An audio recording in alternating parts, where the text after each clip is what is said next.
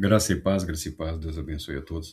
Estamos de volta novamente falando sobre parábolas. E o autor é o livro essa edição que eu tenho é da editora Vida, né? Todas as parábolas da Bíblia, é um pesquisador.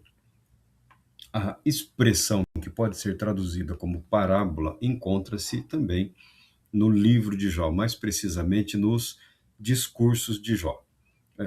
Os 8 grandes discursos de Jó, registrados no seu livro, encontram-se entre os capítulos 26 e 31. E ele usa uma linguagem que pode ser descrita como parábola, mas também pode ser traduzido como poesia profética ou linguagem proverbial. Há um comentarista que fala de retórica semítica. Retórica semítica é um termo bastante interessante. Eu tenho me interessado por retórica, por ter estudado um pouco de teologia, lido um pouco de filosofia, e a retórica é algo que chamou a minha atenção. Muito mais do que a mim, alguns teólogos antigos já perceberam e constataram que algumas obras teológicas que alguns afirmam como fundamentos da descrição da narrativa teológica ocidental, estão carregadas de linguagem retórica.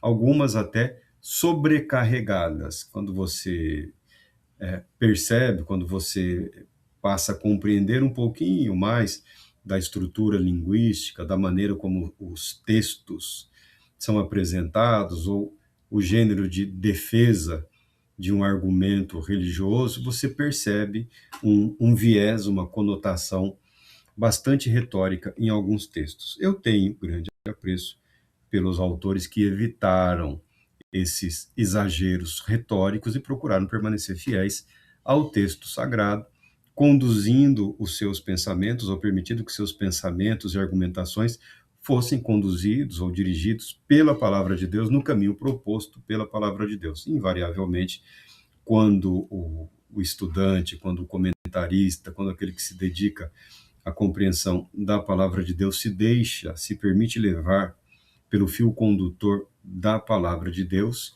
ele é levado, ele é conduzido a Cristo Jesus. Nós temos excelentes obras teológicas que podem ser afirmadas como cristológicas, porque o autor percorreu esse caminho e chegou até Cristo Jesus e viveu e entendeu e compreendeu que Cristo Jesus é o auge da revelação de Deus para a humanidade. Todas as nossas angústias e aflições são curadas em Cristo Jesus, e toda expectativa em relação à natureza humana, ao ser humano, o seu propósito nesta vida, neste mundo, estão consumados pela pessoa bendita de Cristo Jesus, sendo ele aquele que nos conduz para a glória eterna. Então, Jó, propriamente, não é um livro de parábolas. Os discursos não são necessariamente parábolas, mas a linguagem comum na literatura semítica, no próprio Oriente, ela é carregada desses elementos de parábola, o que faz com o discurso se torne agradáveis aos ouvidos e instigam a imaginação, o pensamento da pessoa que está ouvindo. É uma linguagem totalmente provocativa, é uma linguagem que te conduz para mais além, porque aquele que está apresentando, ele se coloca invariavelmente, por exemplo, quando está fazendo um discurso sobre a criação. Ao ler esse discurso, você tem a ideia de que aquela pessoa até poderia ter presenciado o ato da criação. Tal a maneira como ele expõe aquela convicção. É uma intensidade, essa carga emocional, psicológica, é muito intensa. A linguagem semítica, como a própria linguagem oriental, ela é uma linguagem, um vocabulário bastante intenso. E nós temos aqui alguns textos que nós pegamos aqui, que nós apresentamos as réplicas, são as réplicas de Jó. Vou pegar aqui o capítulo 27, 4 versículos, do 2º ao 6.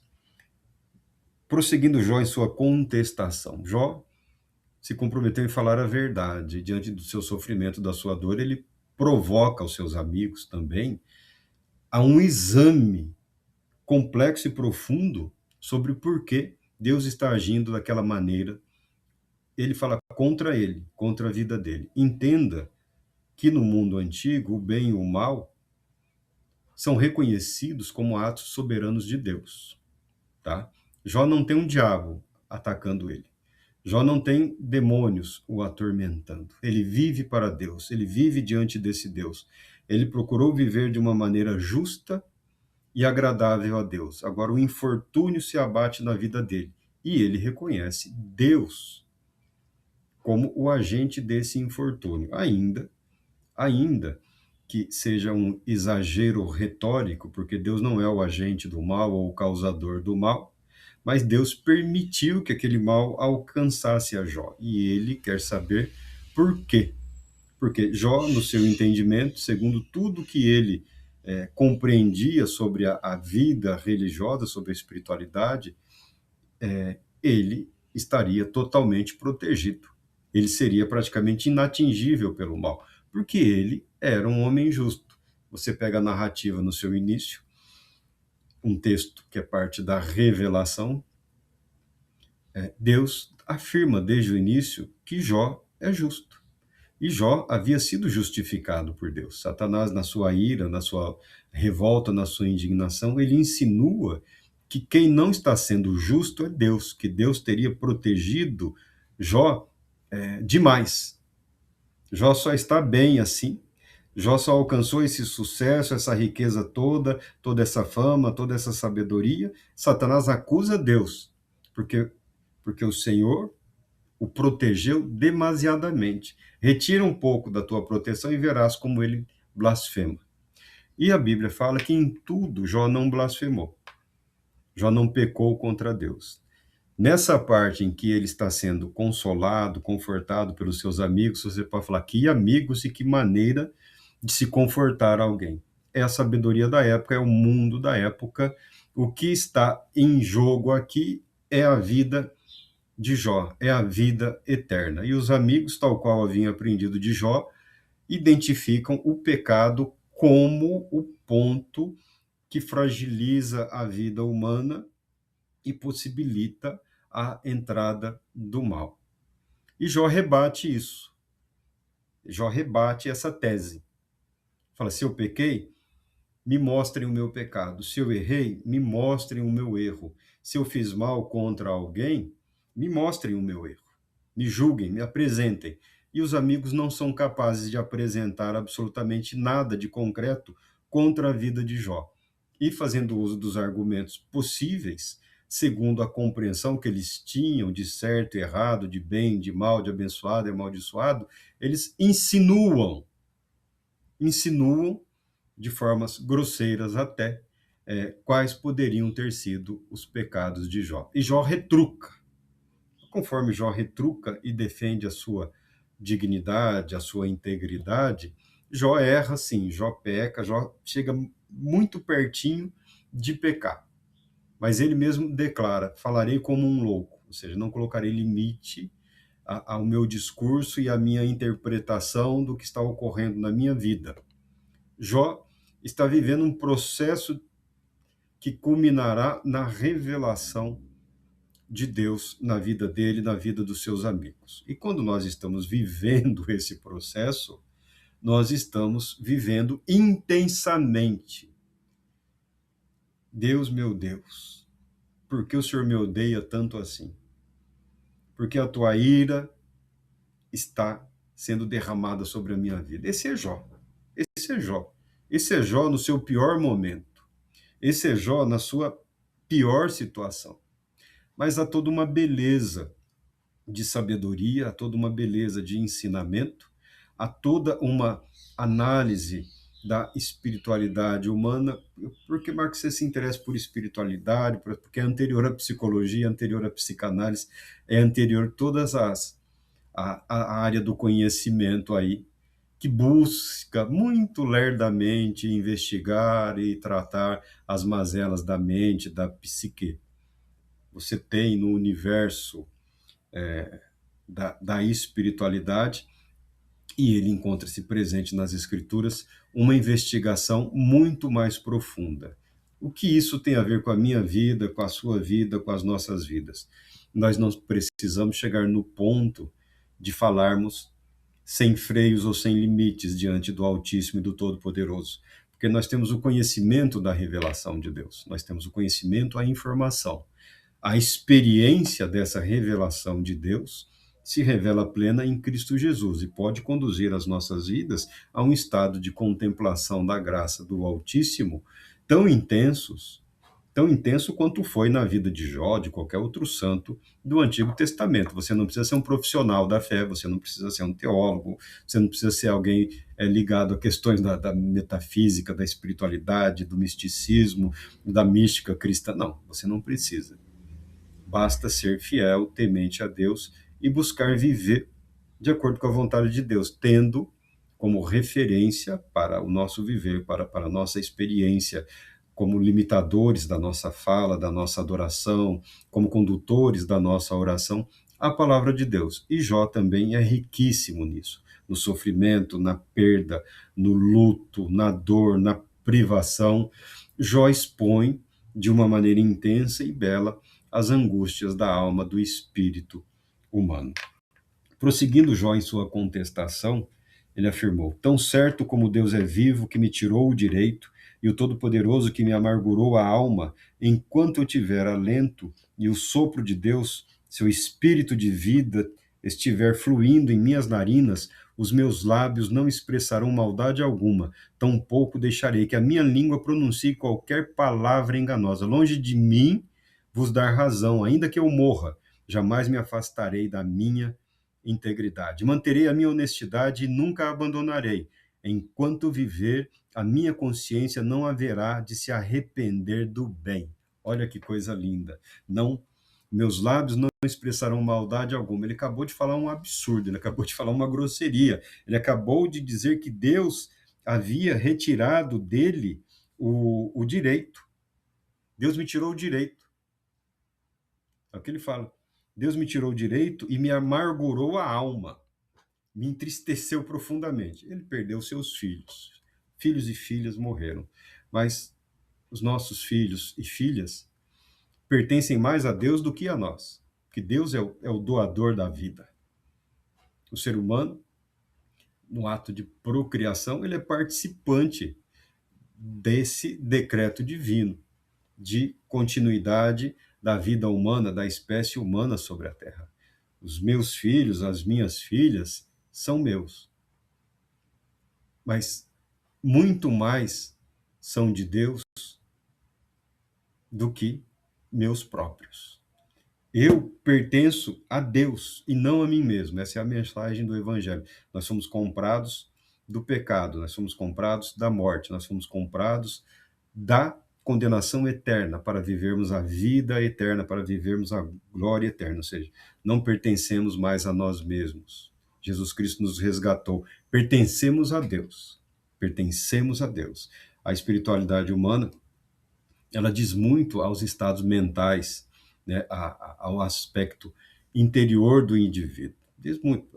Temos hoje a psicologia, a psicanálise, todas essas teorias, que eu não vejo nenhum mal nelas, mas eu as entendo como ainda muito novinhas e muito limitadas. A linguagem bíblica, a linguagem escriturística, sempre lembrando que ela foi inspirada, conduzida pelo Espírito Santo, que é o espírito de vida, é o doador de vida, permite e tem o poder ou o potencial de alcançar o mais íntimo da pessoa e do indivíduo, o alcançar para trazer à tona, para revelar a nós mesmos quem nós somos e como nós de fato estamos.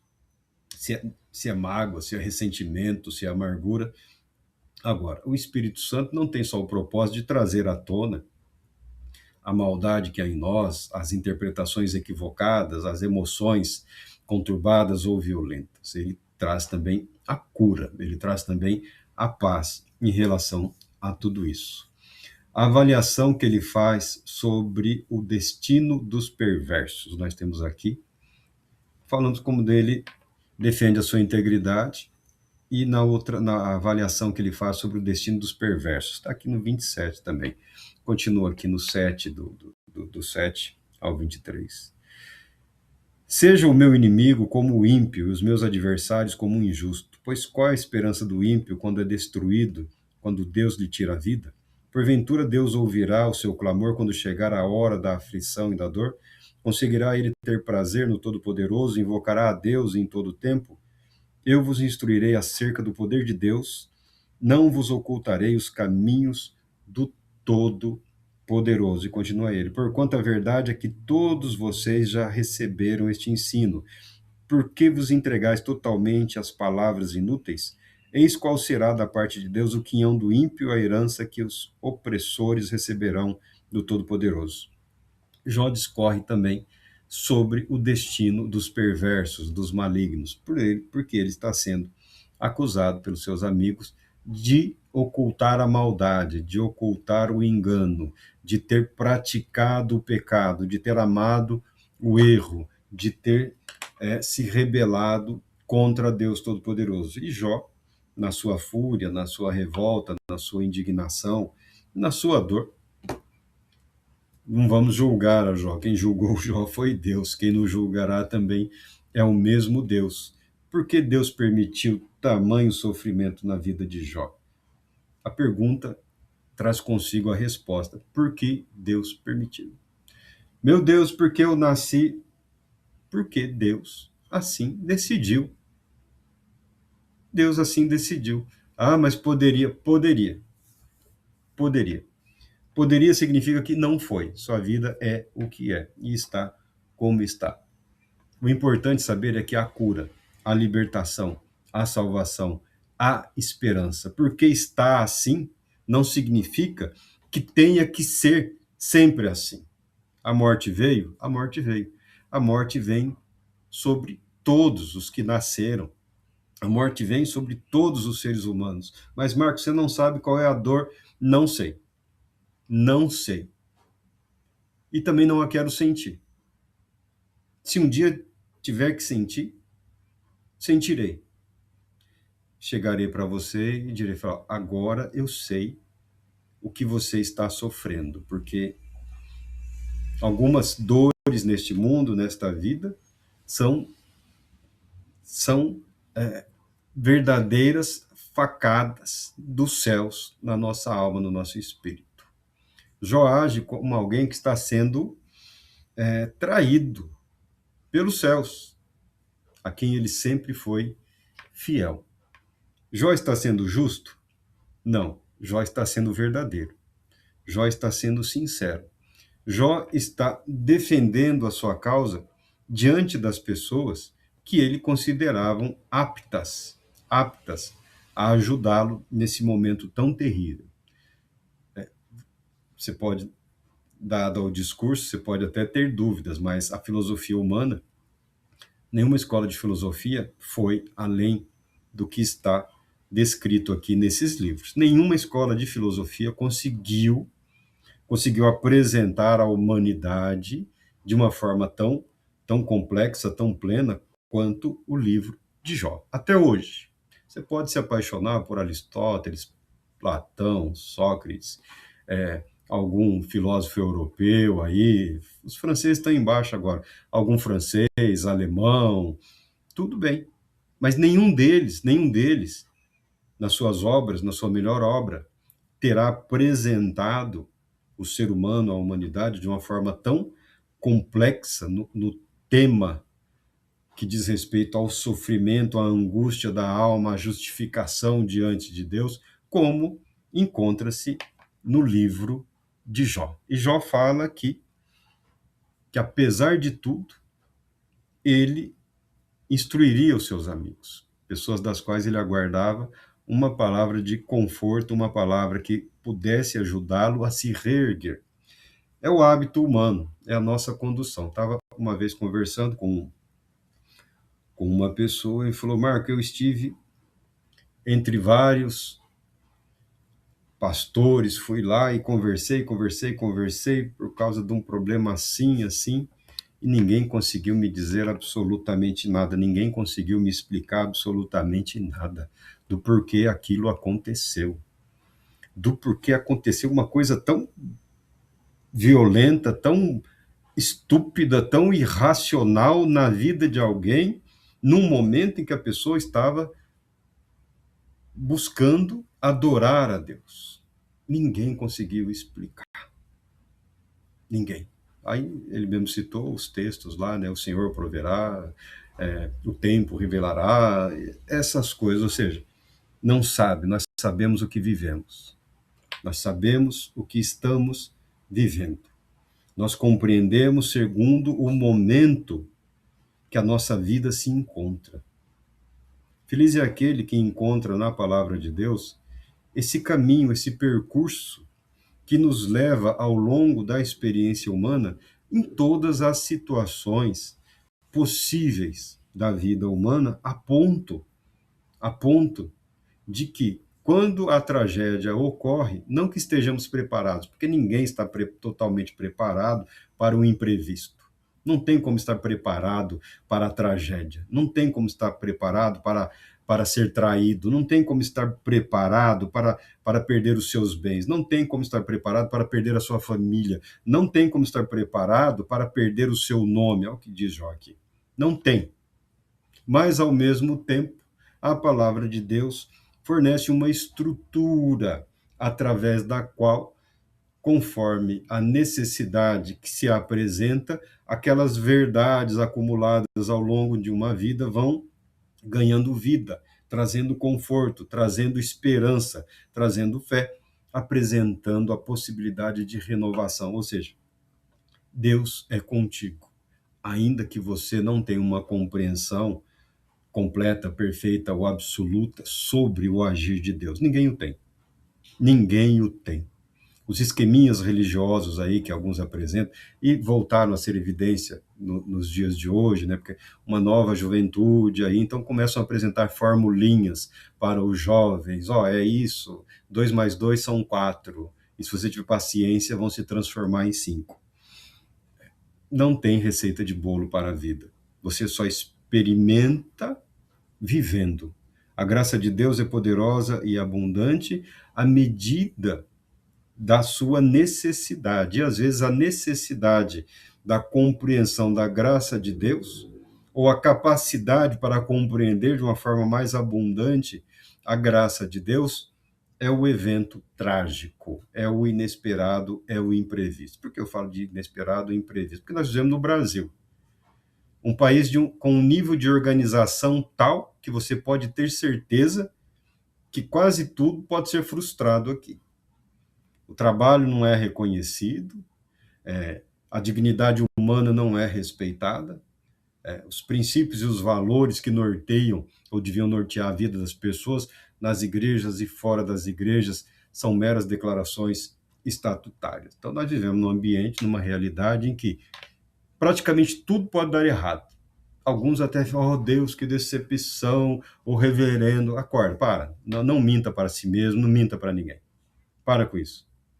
Nós vivemos uma realidade de tragédias constantes e reiteradas, de sucessivos fracassos, de frustrações, de decepções, mas ainda assim, esse Deus poderoso e fiel tem mantido nas nossas vidas o senso de justiça, de lealdade e de fidelidade a Ele, revelando-se Ele, nesse caos que é o nosso viver, a sua eterna bondade, a tua eterna justiça e santidade.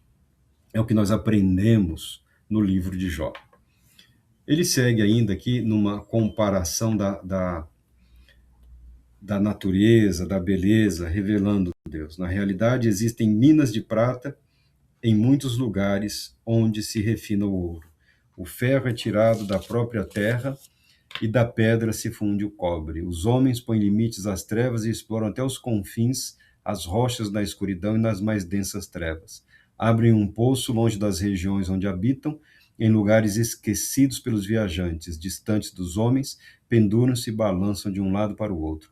Da terra procede igualmente o pão, mas por baixo é remexida como que pelo fogo. Das suas rochas saem safiras, e o seu pó contém pepitas de ouro. Está falando da própria criação, do próprio universo criado por Deus, de onde nós obtemos o nosso sustento, de onde as riquezas de Deus se mostram e se revelam, e fala que a terra produz sempre muito mais. Onde você encontra o ouro, às vezes existem minas de prata. Você procura prata e são minas de ouro. A natureza revela a graça de Deus, a natureza revela a bondade de Deus, a natureza revela o amor de Deus para com a sua criação. E a natureza revela também as consequências do pecado. Aí ele fala da instabilidade, né? De onde tem o alimento, muitas vezes falando dos terremotos, falando de erupções vulcânicas. A própria criação revela o estado no qual ela se encontra, de afastamento de Deus, ao mesmo tempo que a criação revela a bondade de Deus, a bondade e o amor de Deus se revela através da criação também. A criação encontra-se num estado debaixo da condenação por conta do pecado. O pecado não afeta somente o ser humano, o pecado afetou toda a criação. O pecado abalou toda a estrutura do universo, tá bom? O pecado começou fora da Terra. Quando veio para a Terra, o ser humano não foi capaz de controlar e de fazer a oposição necessária. Mas Deus, em Cristo Jesus, nos socorre na nossa limitação, nos socorre na nossa incapacidade. E depois Jó também usa essa linguagem de retórica semística, né, que tem ares aí de poesia profética ou de símbolo, de linguagem, de sabedoria, para defender a sua própria integridade diante do Deus Todo-Poderoso. Que esse Deus Todo-Poderoso, que resgatou a vida de Jó do sofrimento e restituiu a ele a alegria de viver, a alegria da família, a alegria de ser pai, de ser avô, a alegria de viver em comunhão com esse Deus, que esse Deus também